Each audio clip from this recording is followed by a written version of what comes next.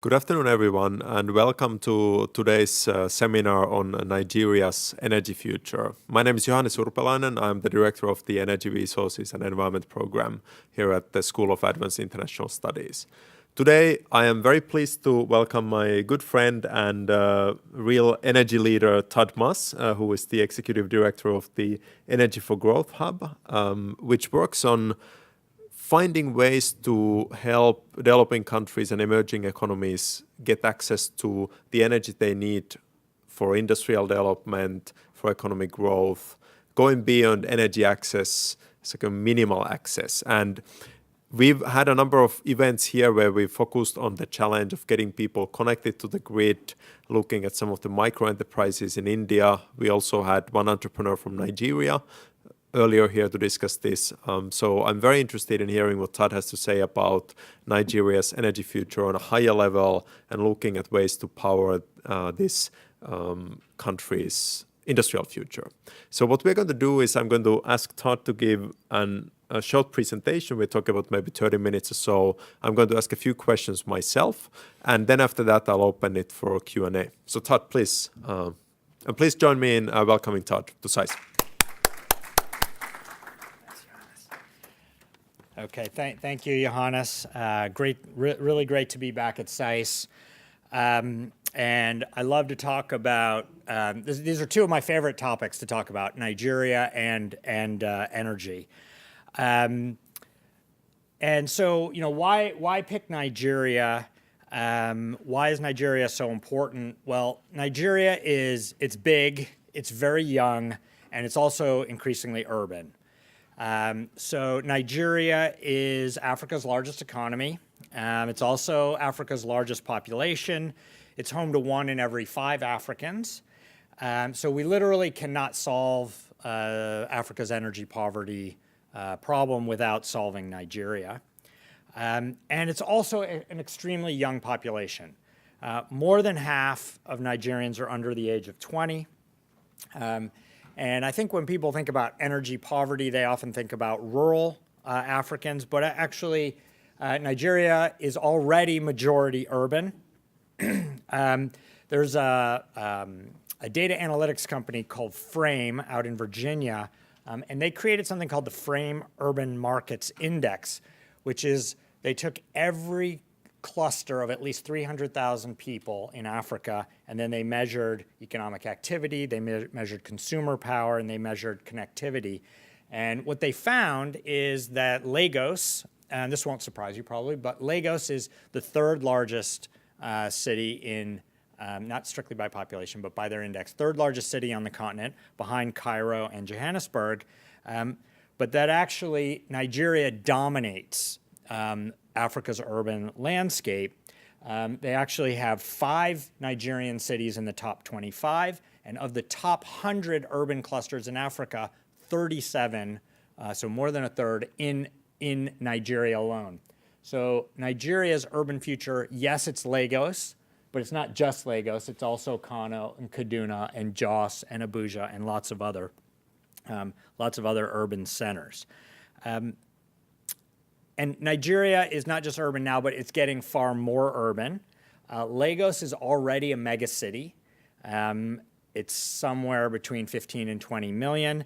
It's expected to get to 32 million by 2050, one of the largest cities in the world. And Nigeria is expected to have at least 6 cities of more than 4 million and at least a dozen cities of more than 1 million. So this is a big country, very concentrated, very young.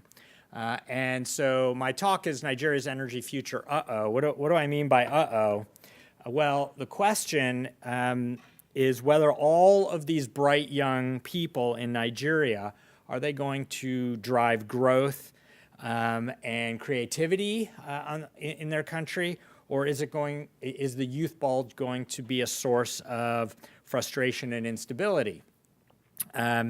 And that depends largely on whether Nigeria's economy can create jobs for all of those young people.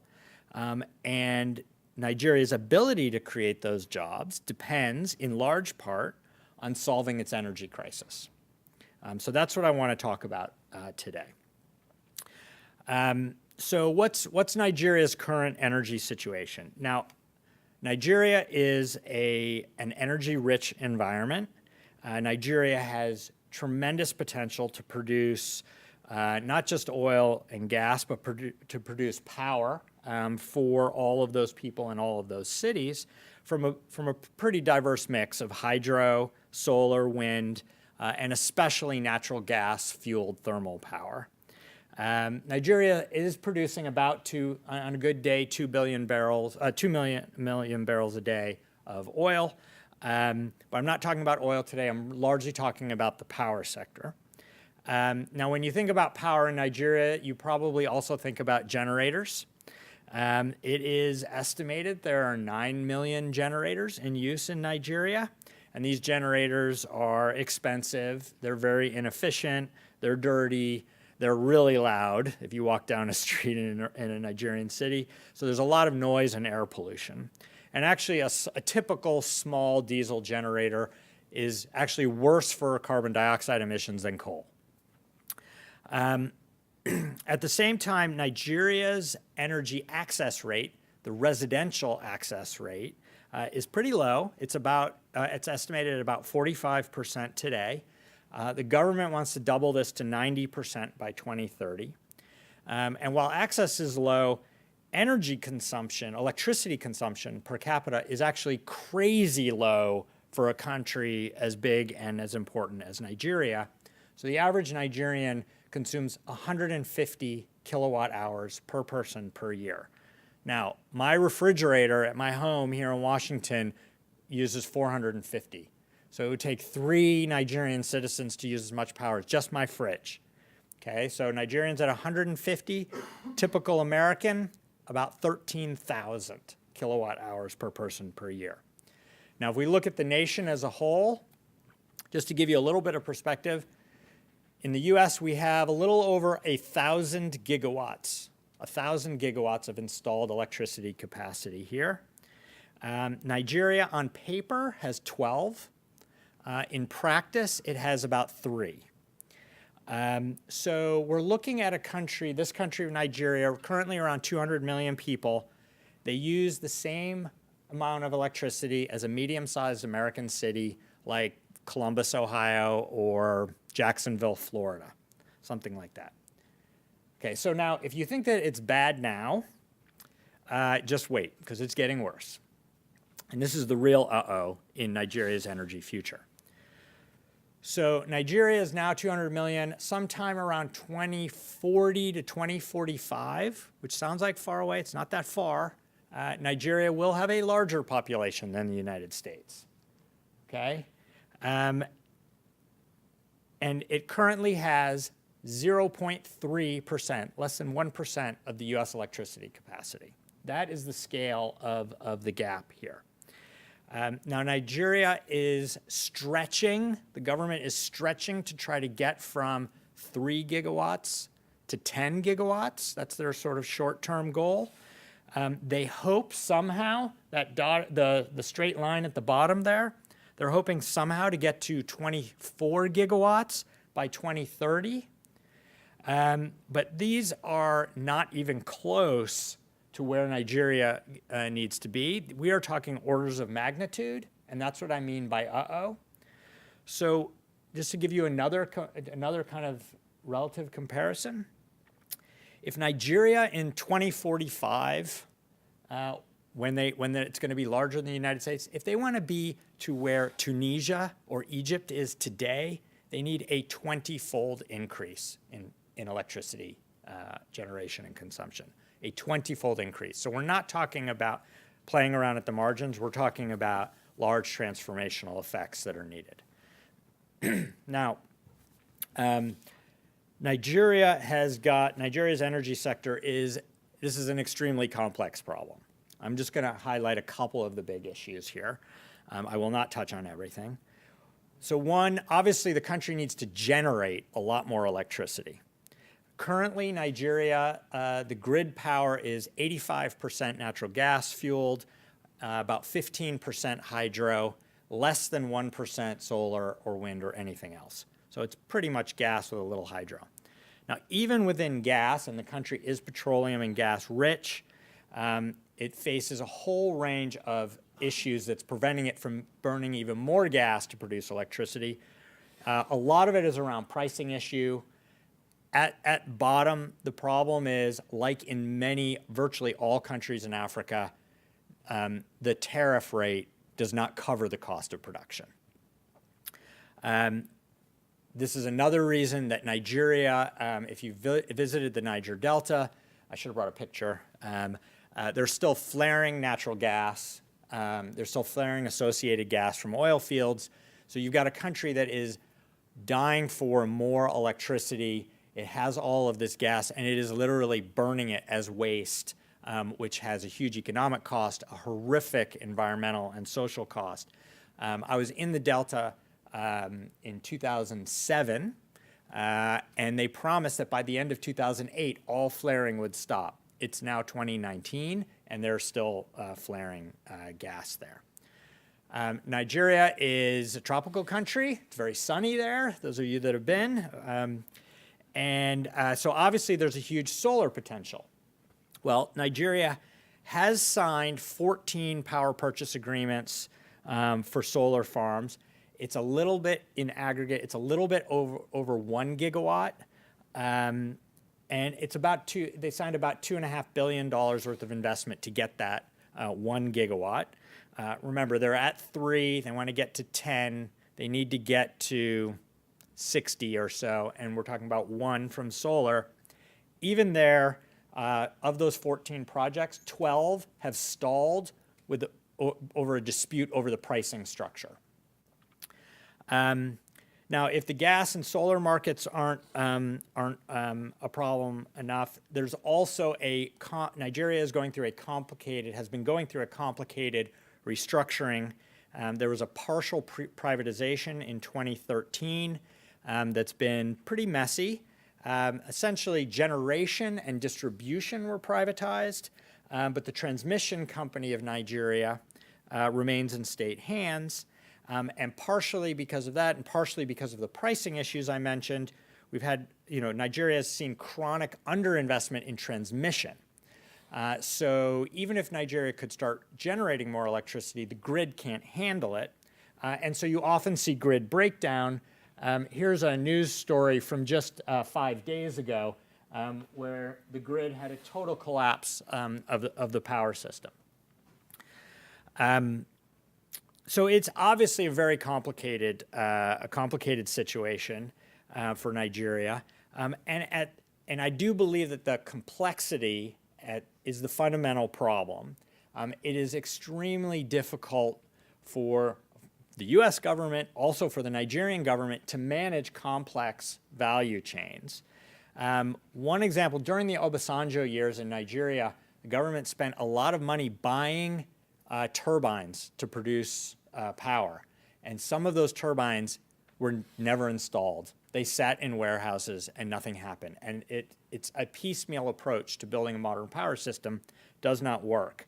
Now I want to just show you a slide that one of my colleagues, Mark Thurber at Stanford, created, which is a simple schematic of the gas to power value chain.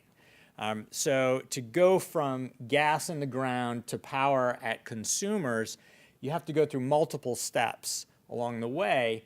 And the way to think about this, there's probably actually about 25 steps. He's consolidated this to 6. But the way to think about it is for the power system to function, electrons have to go from 1 to 6, and it can't be interrupted, and dollars has to flow back the other way from 6 back to 1. And if anything along that chain breaks in electrons or dollars, the whole thing comes to a halt. So this can be an extremely, so this shows why just doing generation without dealing with other issues helps, it doesn't solve the problem. It can't be done in a piecemeal way. Okay, so I'm sure some of you are thinking, if this is complicated, it's a long value chain, the government is making mistakes along the way, why not forget about this? Why not leapfrog all of this system? And let's just go to distributed renewables. Let's just have everyone let's go to off-grid solar for all Nigerians. Now, actually, if you think about the prevalence of generators in Nigeria, using a generator is a pain. It's really expensive. It's really inefficient. But if everybody's using it, that's a pretty strong market signal that there is a capacity and willingness to pay. So there's actually a real willingness to use off-grid systems. A generator is an off-grid system. So why can't we just transition from generators to solar home systems? And here's a solar lantern, and here's a typical solar home system. What about using this? Now, these would have a lot of benefits. They skip all of the other problems that I've mentioned. You don't have to wait for the grid to come. You don't have to wait for the government to solve the tariff structure. And this will be a really important solution for the rural poor. It will be a really important solution for a backup system for urban households. But the uh-oh is that these systems are essentially useless for industry and commerce. You cannot run a barber shop with one of these systems, never mind a cement factory or an office building or a data server farm. And I think a lot of the misunderstanding around leapfrogging and energy technology is because we react to what is most visible, what we think of immediately. Now, when you talk about energy and energy poverty, what do people always think of first? Lights, right? You think lighting. In fact, when the power goes out, we even say the lights went out. We think of lighting and power as the same thing, but they're really not the same thing. Lighting is very simple to solve. It's a low energy technology. But lighting is just such a tiny portion of the energy that we use. Even in this room, we've got air conditioning, we've got data servers running. This is being powered off of a Google Drive server somewhere that's chewing up lots of power. The energy that we think of is just a tiny fraction of the energy that we actually use.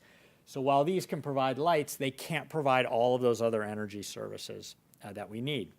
There's another kind of leapfrog myth that I get asked about every time I talk about energy, so I'll preempt that by mentioning it here, which is, what about cell phones? Right? So lots of countries skipped landlines. They went right to mobile phones. Why can't countries do that with energy? They can skip a grid, and they can go right to distributed energy. Now, again, the issue there is about scale. So one of these systems, well, the one on the right at least, you can charge your cell phone with that. So why couldn't we, if we can charge our cell phones with these systems, why can't we just run an economy on distributed renewables? Well, that's because charging is less than 1% of the energy that your phone actually needs. The phone, for your smartphone to function, there's 99% plus of that energy is used in running the cell towers, especially the data centers, and manufacturing the phone. So we call this the energy iceberg. That we always think about that little bit that appears to us, but really there's a lot more energy behind it. Now there are, maybe some of you are thinking about mini grids. Mini grids are a kind of halfway between a solar home system and a big centralized grid. And there is a lot of experimentation going on in mini grids, especially in India, which maybe Johannes will talk about. And they do hold a lot of promise because they do have industrial and commercial uses. So far, they are many, many more times expensive than a central grid power. The business model for mini grids is very far from proven right now. And then one of the big policy issues, if you set up lots of mini grids, ideally you'd want to start connecting them together. What are the policy issues around connecting all of those mini grids together into a bigger web? None of that has yet been sorted out. So it's a promising area, but not one that I think any country is ready to bet their future on. And so what this means is that it's still unavoidable, as much as we're excited about this technology, it's still unavoidable that urban centers and especially industrial zones require affordable, reliable, abundant energy, which means scale. So that still means big wind farms, big solar farms, big power plants, and a large grid. Now, Now, why is solving this energy problem really necessary? It comes down to how you think about development. If you think that development is alleviating the worst aspects of extreme poverty, then you can do that with a solar lantern. If somebody lives in the dark and burns kerosene and your goal is just to give them an LED light, you can do that. But if you think about development as jobs, you think about development as creating higher incomes and creating more prosperous societies, we have to solve this big energy problem. Now, and that is because there is no economy in the world, in the history of humanity, not a single one, that has made the transition from poverty to high income and prosperity without consuming a high amount of energy. So this is just a simple schematic. We've got electricity consumption per capita on the y-axis and income on the x-axis. These are both logged, so you can see it. But the takeaway here is that this bottom right quadrant is empty. There is no such thing as a rich country that isn't also a high energy country. It's just not possible. Now, the flip side of this is that we are seeing a lot of countries in the bottom left corner where the lack of reliable and affordable power systems is constraining growth and constraining job creation. Now, this is particularly true in Africa. A recent World Bank study found that electricity shortages reduced a person's chance of finding a job by 41%. So where they lived and the power, does the power work where you live? That has a huge effect on your employment chances. Now, this problem, that was across Africa, this problem is especially acute in Nigeria. In the World Bank survey of enterprises in Nigeria, 100% of large firms had their own electricity generation, 100%. And in those same surveys, cost and reliability of electricity was seen as a top constraint to firm productivity, to employment, and to firm expansion. Now, I want to show you the same data, just presented slightly differently. We'll get rid of the population bubbles. And what this is it shows all countries of the world, again, with electricity and income. And there's a couple things to take away from here. One is how tight that line is. For the nerds in here, this is the R squared is 0.84 between electricity consumption and income. But what's interesting is if you take that global trend line, which should represent the average relationship between electricity consumption and income across the entire world, what country is the furthest from that line? Nigeria. Nigerian electricity per capita consumption is 79% below where it should be, just given Nigeria's income.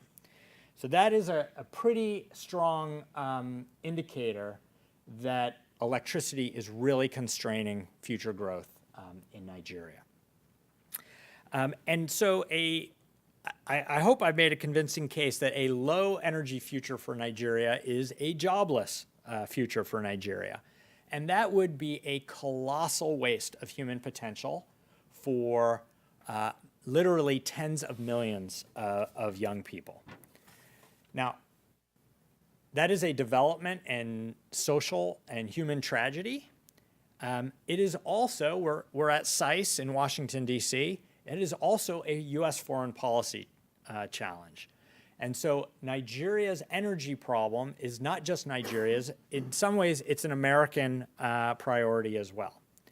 Now, Nigeria is an indispensable U.S. ally.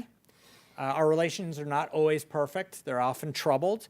But much as we think about a country like Pakistan or Egypt, they are too big, too important not to have an important relationship with.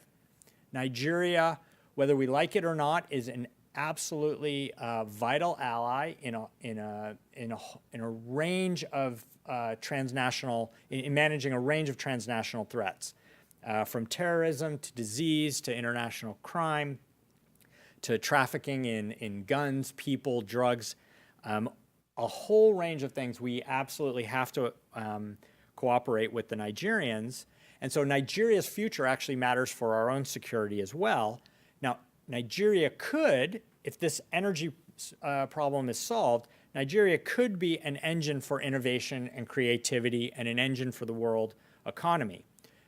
Nigeria already has the second biggest film industry in the world, Nollywood.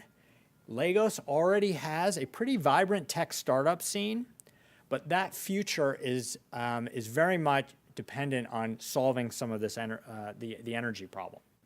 Again, the flip side, a low energy, jobless future in Nigeria could become a source of frustration, instability, and it could become a source of problems. So a low energy future for Nigeria, I said it's a jobless future. It's also a dangerous future for Nigeria, for the region, and for the United States. So I want to also just talk a little bit about the international community. So it sounds like the problems I've laid here at the feet lie at the feet mostly of the Nigerian government. The international community is also partly to blame here. And some of it is around our enthusiasm for fighting energy poverty and energy access. Now, if we think of energy access, which is residential electricity, getting to 100% residential electricity is not a solution for energy poverty. So I'm going to say that again because it sounds counterintuitive. But energy access is not a solution to energy poverty. So we have SDG 7, Sustainable Development Goal 7, okay?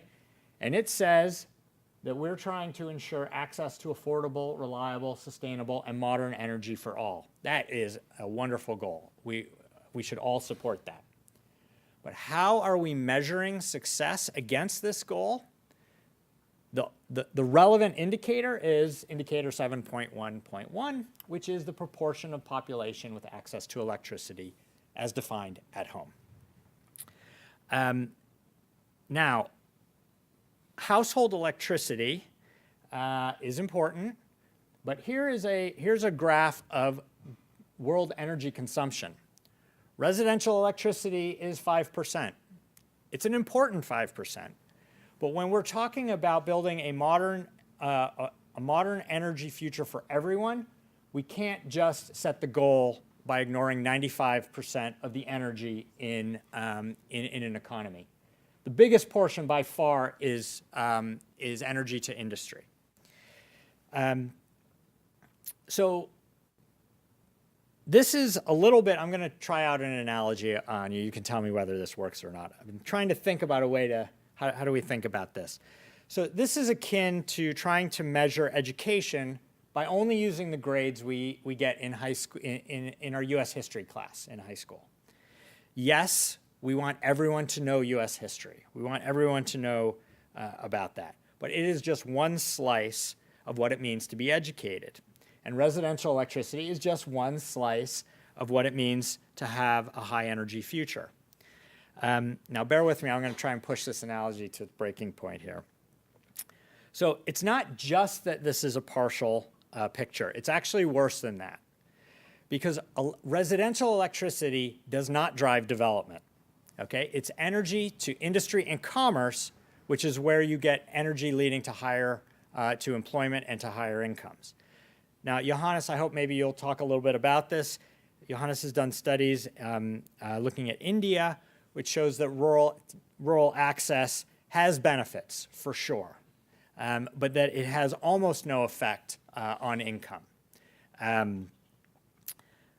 So if we care about development, and if we think of development as creating jobs and future prosperity, and we think that energy matters there, then we're actually measuring the wrong thing. It's not just a slice. We're measuring the wrong part of that pie.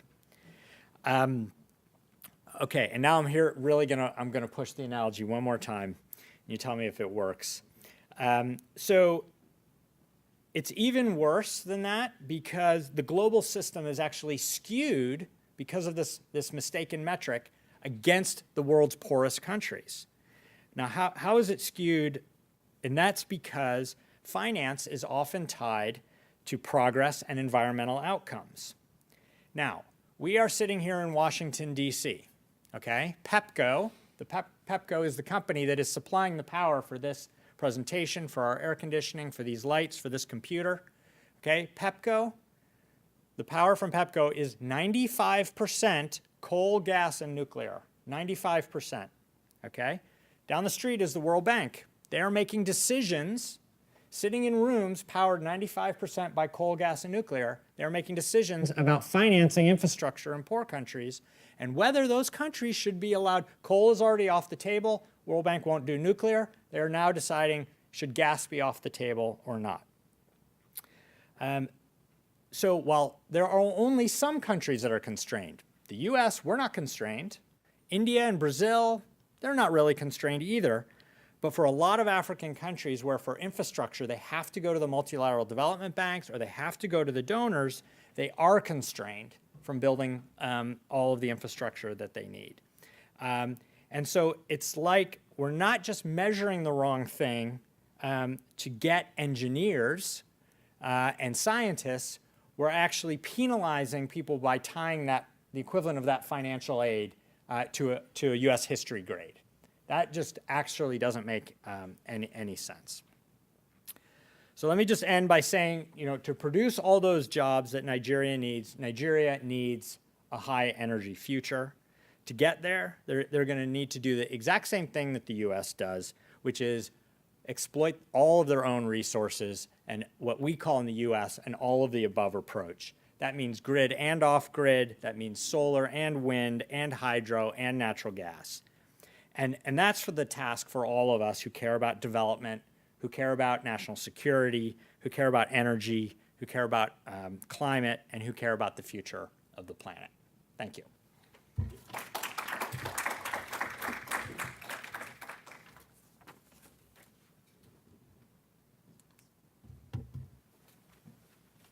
Right, excellent, excellent. I have a few questions for you, both about Nigeria, but also about the second half of the presentation, which expands your scope quite a bit and talks about the globe and the US foreign policy and everything. Let's first start with something very specific. In Nigeria, considering all these problems and challenges, do you have a wish list of one or two things, key things the government should do right now to move things forward? What are the key solutions that the government could use to make progress on this in the near future? Yeah, so let me preface this by saying that foreign experts parachuting into Nigeria to tell them what to do has never worked, and that's not going to work now. I have, some ideas of some priorities. Working with at the Energy for Growth Hub, we have 2 fellows and an advisor based in Abuja, and so we work with them on this. They've helped us to identify a number of priorities in Nigeria. The first one is tariff reform. If the tariffs are below the cost of production, you just cannot get investment into the gas sector, into the grid, and you can't get all of those solar IPPs going. So they really, I do think that's something that they need to do quickly. The second thing is, I think they really, I think the Nigerian government, like all governments, can be quite myopic. They're trying to do short-term fixes. They're trying to put money into one part of this of the value chain when that hasn't worked. And so it's really trying to take a step back and look at what is the energy system that Nigeria needs in 2030 or 2040, and what are the steps to get there, not just continually putting Band-Aids on, throwing cash into one system because there's a shortage, and then building a line here and doing a procurement process here. It's trying to take that big picture to get where you need to go. Excellent. The other question I had about Nigeria is, if you think of these different challenges that the country faces, you have electricity, you have education, you have healthcare, you've got population growth. If the government made good progress on electricity, do you think it would itself have a big impact? If they did all the right things based on what local experts want them to do, they reform the tariffs, they come up with a plan, they get the investments going, do you think that alone would unlock economic growth? Or is it necessary to pair it with some other interventions? So I think we've seen a period in Nigeria just a couple of years ago where very small economic reforms actually did unlock huge, you got a huge bang for your buck on economic growth. Nigeria, it's really sad when you look now, just a couple of years ago, Nigeria was on the cusp of billions of dollars coming into the energy sector.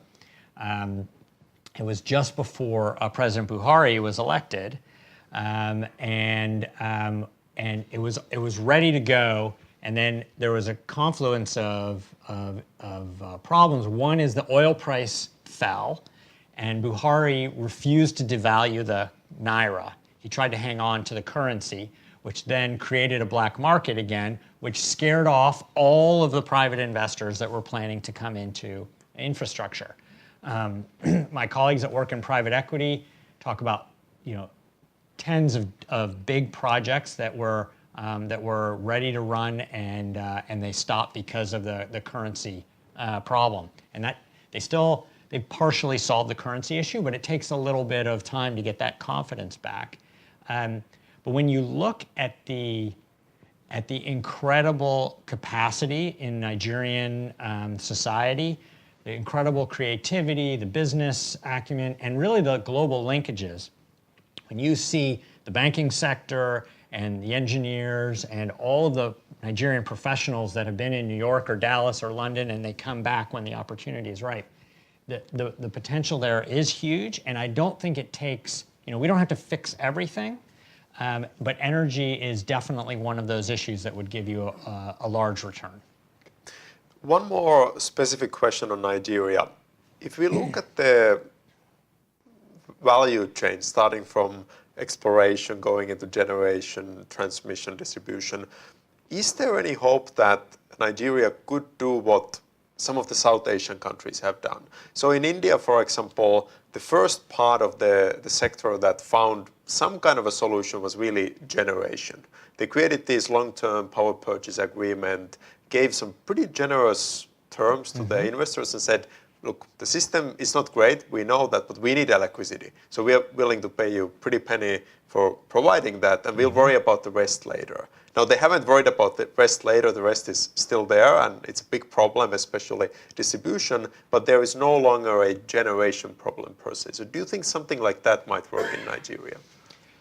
So, look, there are countries, not Nigeria, but there are other countries in the region where they have managed to attract a lot of generation projects, and the problem has moved to the transmission and distribution side. Kenya and Ghana are arguably two countries where they're now able to produce what they need. They just can't get it to where it needs to go, and they need to work on reliability and the affordability questions also. Especially, and we have to always keep this in mind, all of these countries aspire to be globally competitive. They are not just trying, whatever energy source they're using is not just against what they were using last year. It's actually, what is Thailand doing? What is Vietnam doing? What is Indonesia doing? Those are the peers that they're trying to compete with as they industrialize and grow. And especially for energy-intensive industries, the cost and reliability of electricity is a huge factor in being able to compete. So look, I do think Nigeria has problems all along that value chain. I don't know if sequencing it, doing generation first. I do worry that if you start building generation and you don't have the off-takers set up, that you actually start creating more debt in the system. Some countries have done that, and that debt can become like cholesterol in the arteries. It stops everything else from flowing. So I think you do need a balanced approach. Nigeria, this is a huge country with big needs and very diverse needs. The energy needs in Lagos versus Zamfara State in the north are totally different. So you wouldn't expect one solution for all of these different needs. So I know it sounds very unsatisfying, but Nigeria needs to kind of walk and chew gum at the same time. They have to do it all. Final question. This is on the broader theme of how to deal with energy poverty and energy for development. You mentioned that there is a problem in the way these multilateral development agencies do this policy, which is they put lots of constraints even on countries that are facing serious difficulties. Do you have any thoughts on what would be the right way to make these decisions? It seems like going back to the strategy of only considering economic issues without paying any attention at all to environmental and social issues would first of all be counterproductive, but also probably politically really problematic. Sure. It seems hard to sell to the public the idea that you're giving your money or lending it to another country, and oh, by the way, then can then go and contribute to climate change. Mm-hmm. What is the right way to set this framework? What would be some useful criteria for making decisions? Yeah, that's a really great question, and I think it's worth highlighting also that that it's not just fossil fuels and nuclear that have been off the table. It is virtually impossible to build large hydro also. None of the multilaterals are really doing that, and again, that's because of it's because of political pressure from environmental groups about river systems. And so unless you're going to do a package deal with the Chinese government, hydro is also off the table. And so, look, I think I'm not going to give you a price on. I'm not going to give you my favorite price on carbon or an answer to that. But what I do think is important is that when you look at countries that are the lowest income countries, the lowest energy consuming countries, and the lowest emission countries, and those are all related, but the lowest emission countries, it's kind of outrageous that we're sitting in a country where we have about 3,000 power plants running on fossil fuels today in the United States, and we're telling Nigeria, don't build 2 more gas plants, or we're telling countries, don't build a large hydro because we're worried about your fish stocks. All countries should be able to make those decisions in what's in their own interest and to balance the trade-offs of all energy systems. Solar and wind are not without trade-offs.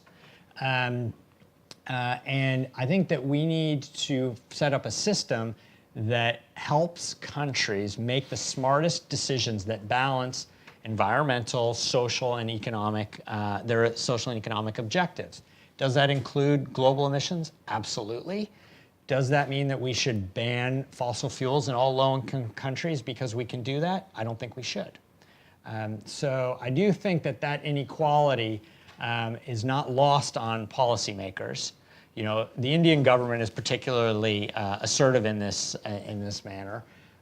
We haven't seen that so much from some of the African countries, in part because their financial options are more limited.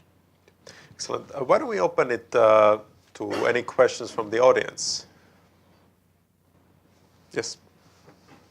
My name is Spencer Caragasso. I'm a research assistant for the Partnership for Global Security. You got a microphone. Cool. Is there potential for small modular reactors to bring energy reliability to Nigeria, and is this practical? Okay, so that's a great question. So I do think that there are some really interesting questions about advanced nuclear, the advanced nuclear potential. Now that industry is still developing; it's not mature at all. There are some really interesting American companies that are doing advanced nuclear, including small modular reactors. The potential for emerging markets is there. There's a lot of technological and policy issues that still have to be sorted out. I'm personally of the view that we should be pretty aggressive in looking at all options. Given the scale of the energy needs in a place like Nigeria, I don't see why advanced nuclear would be off the table before we even really know what that would imply. Now, does anyone want to build old-style light water reactors in Nigeria? I hope not, but that's not what advanced nuclear is. But currently, right now, the World Bank and most of the international financiers are barred from doing anything with a nuclear reactor. So it's just off the table, absolutely. If you want finance for nuclear right now, you only have Russia and China, and they are selling their models in parts of Africa right now. I'm not sure about Nigeria. But I do think it's something that we should be taking a look at. In the US, we have just passed a new law just a couple months ago, which sets up a new regulatory framework for advanced nuclear versus old style nuclear, because these are different technologies. And I think we should probably adapt a similar approach to looking at advanced nuclear as a new technology that would be regulated and rolled out in a totally different way internationally. So I do think that's something we should absolutely look at. It's not an immediate short-term solution, but it's certainly something in the long term. Excellent. Other questions? Yes, in the back. Yeah, you spoke a lot about the grid power and the shortage of grid power. Could you speak to kind of the industrial and commercial markets, which is estimated to generate 10 to 20 gigawatts itself, and most of that, if not all of it, is off-grid power? Yeah. And how that can be leveraged to meet the demand, say, of rural communities. Yeah. So as he suggests, if you're running a large company, you can't afford to rely on the national grid, so you have to build your own power station. I remember I was in Nigeria a couple of years ago doing an interview with a large, well-known brewery about what were their future, expansion plans. And I expected him to talk about these new beer brands, and they were going to do different kinds of drinks. And no, his expansion plans were all about the company building their own water and power systems. So a lot of companies have taken, if they're large enough, especially if they have access, let's say they're a local subsidiary of a big international company, and they have access to capital, they can opt out and build essentially their own power system. Now that's fine if you are a large company and you're serving the domestic market. It is not fine because it's expensive. It's not fine if you are trying to export and compete globally. And it's also not fine if you are a company that can't build your own power plant. So I do think that there are, and this is where mini grids is kind of a small version of this. There are models where you can stitch together different power systems in a way that creates a surplus, so that if you're a brewery and you're producing power, maybe you overproduce and you also sell it to the local community for barber shops and auto repair shops, or for a data center or something like that. So there are models out there. They're definitely second best because of the cost issues, and they create all kinds of collective action problems, which is why the first best solution would be to sort out the grid and then eventually stitch those together. But in the interim, yeah, you are going to see some of those models. But really, if you're a brewery or a cement plant, you don't want to become the local utility. You don't want to go collect power. You don't want to have to deal with all of the issues that utilities deal with. So it's not a business that they're keen to get into. And as long as they're producing for a captive domestic market, they can get away with those higher costs because they can pass them on. But if they want to compete globally, that's not really a very viable solution. Excellent. Yes. I'll keep my answers shorter, so. All right. More. Hi, my name is Malik. I'm an exchange student from Sciences Po Paris, and I love the analogy on history. I really thought that was nice. So two questions really. One is how could you depoliticize the allocation of resources from the national to the regional and then the municipality levels to get those investments going? Because oftentimes you kind of have countering political factions either in those urban hubs. So any insights on that? And then secondly, with the increase in funds for investment going through the OPIC, so the Overseas Private Investment Corporation right now under this administration, is there any way to use that to maybe get more into those types of investments? Thank you. Yeah, those are great questions. So Look, in the case of Nigeria, they have a federal structure. There's, 36 states, and the power system is also, it's not entirely centralized. The grid is, but the distribution companies are all separated out. Look, I think electrification is always political. It's political everywhere. We should expect it to remain political and try to find ways that we can get politicians to make smart decisions that are also in their political interest. I think bankrupting the local utility by connecting everyone to grid power who can't afford to pay it is not a good solution. At the same time, having a power system that is bankrupting all of your local companies is not good.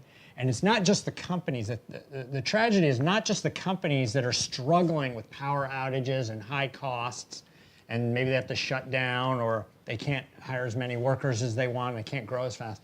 It's all of those companies that were never created in the first place because the power system sucks. And unfortunately, right now, every country in Africa would qualify that way. There is not a power system in Africa, and South Africa is included here, where the power system is not a constraint on job creation and economic growth today. I think we have to embrace the politics and try to find ways to leverage that to get faster progress rather than trying to wall it off. I think that tends not to work. Your question on OPEC is an excellent one. I don't know if everyone in the room would know this, but there was legislation passed late last year called the BUILD Act, which will turn OPEC, that's not the oil cartel, that is a US government agency that makes investments in private companies overseas, the Overseas Private Investment Corporation. The BUILD Act is turning OPEC into something twice as big and much more flexible called the US Development Finance Corporation. That will turn on its lights October 1st. And it will have a $60 billion liability cap. It will be able to do not just lending and risk insurance like OPIC, but it will be able to do equity investments, technical assistance, all kinds of things that a full-service modern development finance institution can do.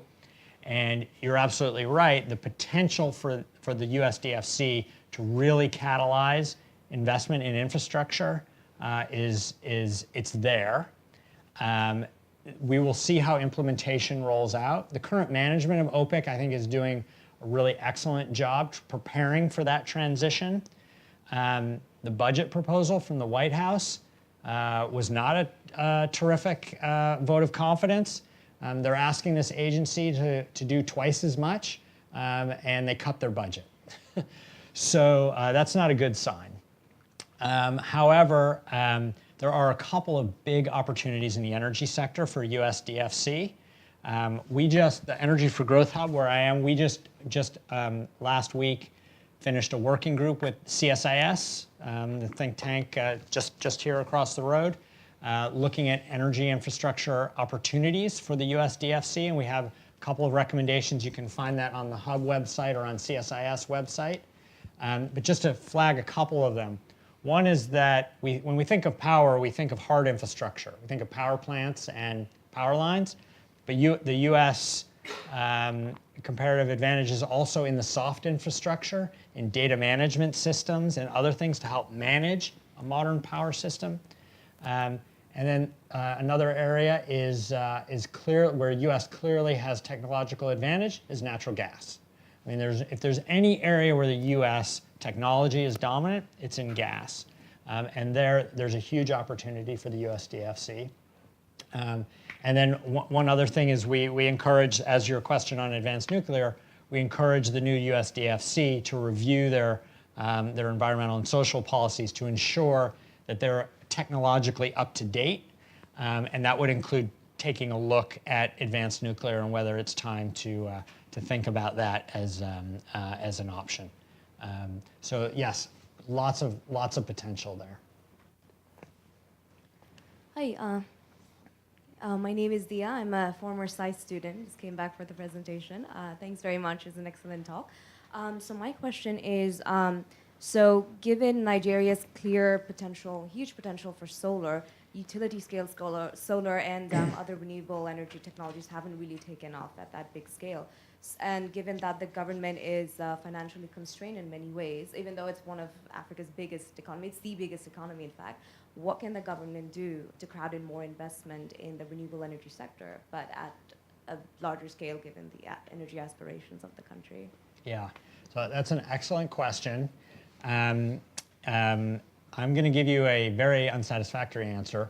If you want a full answer, if you go to the website, the Energy for Growth Hub, we've got two of our scholars, one based in Nigeria, Precious Akinonu, has written about what's going on with the solar IPPs in Nigeria. She points to the principal problem being this tariff dispute. So, they were originally bid out at 11.5 cents a kilowatt hour. The government saw some of the other auctions around the world and said, no, we want better. So 2 of the 14 agreed to 7.5 cents a kilowatt hour, and the other 12 are stuck. So resolving, getting clarity on tariffs would be a big boost forward. Our other scholar is Ben Attia, who's written on structures in solar auctions. And they both have memos on our website that should be really easy to find. And actually, Ben has a really nice piece where he talks about the effect that these ultra-low auction prices, like coming out of Mexico at 2 cents, the effect that that's had in other markets. So clearly, if you're a solar producer and you want to bid on these things, bidding in Mexico is not the same as bidding in Nigeria. Maybe the sun conditions might be the same or might be similar, but all of the political risk, the other infrastructure, all of the costs associated with building a large solar farm are not the same. But it has created perceptions that, Mexico's getting 2 cent solar, everyone wants 2 cent solar. And that's kind of, in a way, ironically become a little bit of a barrier in some places. So that's just one example of some of the things that are holding back Nigeria. Hi, my name is Sarah Eustace. So, gas flaring project between process and industrial developments in the government of Nigeria would have converted Nigeria's gas flaring into electricity, approximately 3,000 megawatts. But, based on the government's actions, the project fell through. The Mambilla hydropower project has been stalled. We see a lot of these projects in their infancy fail due to lack of contract enforcement and just more general rule of law.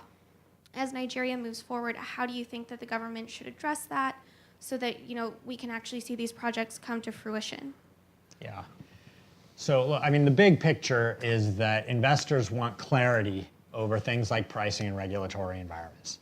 If you're not, and things like currency convertibility. Nobody's putting dollars into an economy if they don't think they can get dollars out. So, look, this is a part of a long-term process of building investor confidence. The government's made repeated mistakes on this that's undermined investor confidence. They have to slowly start to build that back. In the interim, while doing that, that is more of a reason that we need to crowd in players like OPIC or the USDFC, like the IFC, like other parts of the World Bank, which can help mitigate some of that risk and take on some of that risk. When you bring in the U.S. government as a partner, it helps to protect the investors and it helps to give them confidence to do more projects. There's a U.S. government initiative called Power Africa, which is an interagency initiative to try to promote electrification. And a big part of what the Power Africa initiative has done, at least in Nigeria, is exactly what you're talking about, is try to bring private investors together with U.S. government agencies to kind of unstick things one step at a time. Power Africa does not sit at a whiteboard and map out Nigeria's energy future. That's for the Nigerian government to do.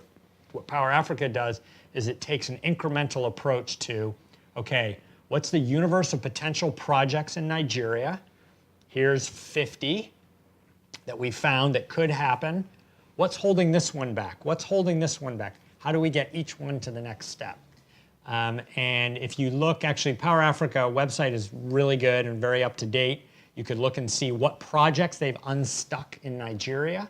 And they've unstuck a bunch. There's a bunch that are still stuck. But I do think it's trying to match this incremental, let's be very practical. What do we do today? What do we do next month? How do we get this project to financial close and how do we get it built? That's what Power Africa is doing, matching that with the big picture.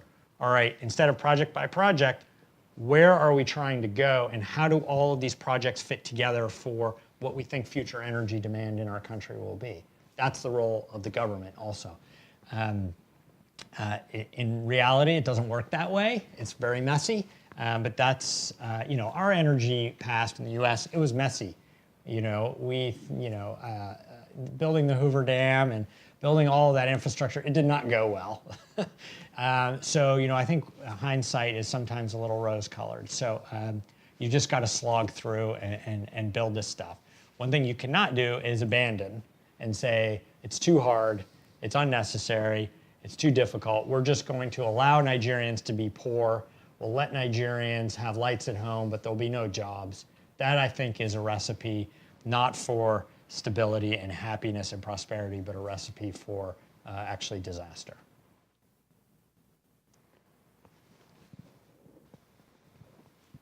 Hello. Great job. Great questions. Dan, Nate, Steve. I think we'd welcome the opportunity to sit down with you to talk about a 150 megawatt microgrid, solar powered, battery backup, PPA with 26 industries. It goes right to the heart of what you've been talking about. Those industries are self-generating at 33 cents. They've agreed to a 25-year 16-cent power. So okay, we're getting there. Yeah, we're getting there. Okay. And but the real takeaway is that I think we'd welcome whether it's today, tomorrow, or next week, because we're getting ready to go to Nigeria. And, okay. And by the way, this is not about 3DC guys. He's Nigerian, but it's not about 3DC guys. We're helping a well-established energy company in Nigeria that wants to grow. But frankly, whether we're talking to the Chinese, Sinopal, the Norwegians, or some U.S., or even big oil, going to some of the questions, the institutional barriers go even deeper than what we've touched today. But I think we have a model that can be replicated and start making a dent. And given your background, I guess my question is, can we sit with you and pick your brain and get your advice? We're happy to download what our experiences are, and I have a sense that you could be a big help. So. Well, I'm always interested in talking to people who are trying to solve problems on the ground, absolutely. You say 150 megawatts? A 50 megawatt and a 100 megawatt, two separate. Yeah, those are not mini grids. So that's pretty big. Yeah. Yeah. So. Well, they're called, call them private grids. Sure. But it's a self-sustaining, they're industrial parks. Right. And so it's a different approach. And I'll tell you, we've talked to a lot of the big players. Damn difficult to make happen, but we're frankly, we're using the Chinese. We're only $15 million short on a $255 million total investment. So, but we'd rather you use American or Western or the Norwegian. Can I ask? I know you don't have to say who the company is, but is it a company for export, or is it a company for the domestic market? Domestic. Yeah. So that's why that's how they can absorb 33 cents or 16 cents a kilowatt hour. In the U.S., the average tariff is around 8 cents, and in some places it's even cheaper. So if you're, it's not that everyone needs 8 cents, but if you're trying to build globally competitive industries, and energy is any meaningful component of your cost structure, the cost matters a lot.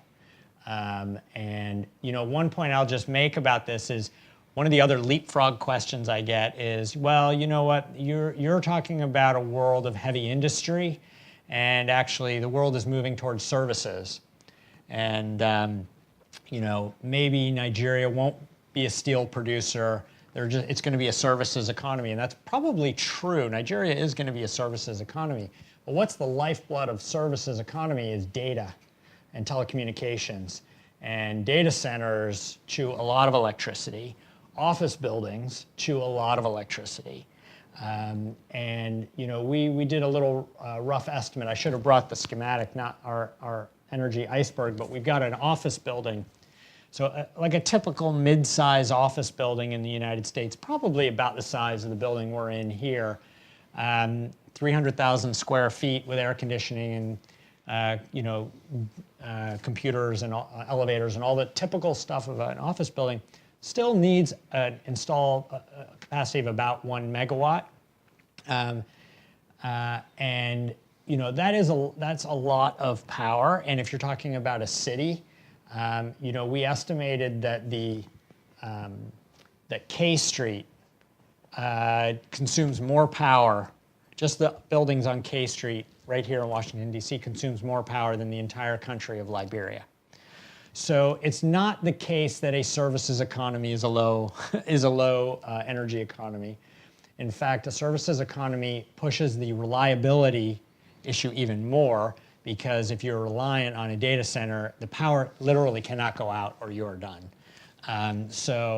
Again, you know, the way the global economy is working is we're moving toward electrifying everything. We're moving toward electric vehicles, all kinds of technological transformation is going to actually raise demand for energy, even if we're cutting down on traditional heavy industry. Let me actually follow up on that. How do you think these services that a country like Nigeria could produce and expand its economy with moving forward?